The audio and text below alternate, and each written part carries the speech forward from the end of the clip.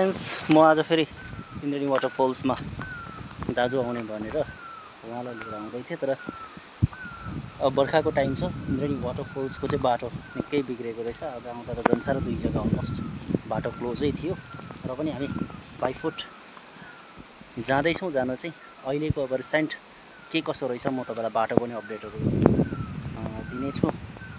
अब यहाँबाट ओह्रालो जाने बाटो जो बनाइएको थियो त्यो बाटो पनि कस्तो छ म तपाईँहरूलाई यो ब्लगमा बताउनेछु।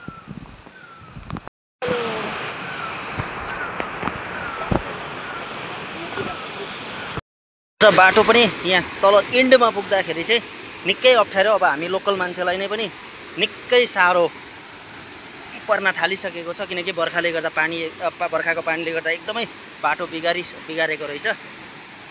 म फेरि पनि तपाईँहरूलाई यही सजेस्ट गर्न चाहन्छु कि यो बर्खाको टाइममा चाहिँ फ्यामिली लिएर आउनु त्यति सेफ छैन, किनकि हाम्रो हिल साइडको रिजन हो।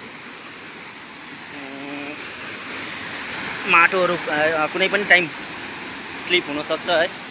यहाँ देख्न सक्नुहुन्छ हाम्रो त्यो जो बनाइएको थियो त्यो पनि अलमोस्ट खोलाले लगिसकेको छ अहिले। म पनि आउने थिइनँ यो इन्द्रेणी फल्समा, किनकि बर्खाको टाइम थियो। रिजन चाहिँ यता, किनकि बहुत समय बादमा उहाँ आउनुभएको थियो। अस्ति दिदीहरूसँग त इन्द्रेणी फल्समा आएको नै थियौँ हामी। उहाँले चाहिँ मिस गर्नुभएको थियो। बर्खा नै भए पनि एकपल्ट देखाउन त भनेर उहाँलाई लिएर आएको छु।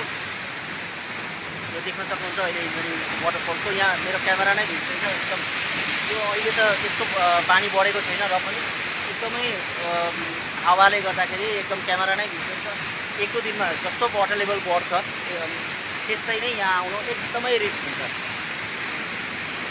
त्यसले गर्दाखेरि तपाईँहरू पनि फ्यामिली लिएर आउनुहुँदैछ या त फ्रेन्ड्सहरू इन्जोय गर्न आउनुहुँदैछ भने यो बर्खाको टाइमलाई चाहिँ तपाईँहरूले एभोइड गरेको नै राम्रो हुन्छ। वाटरफल्सको लागि बी सेफ, बी अलर्ट।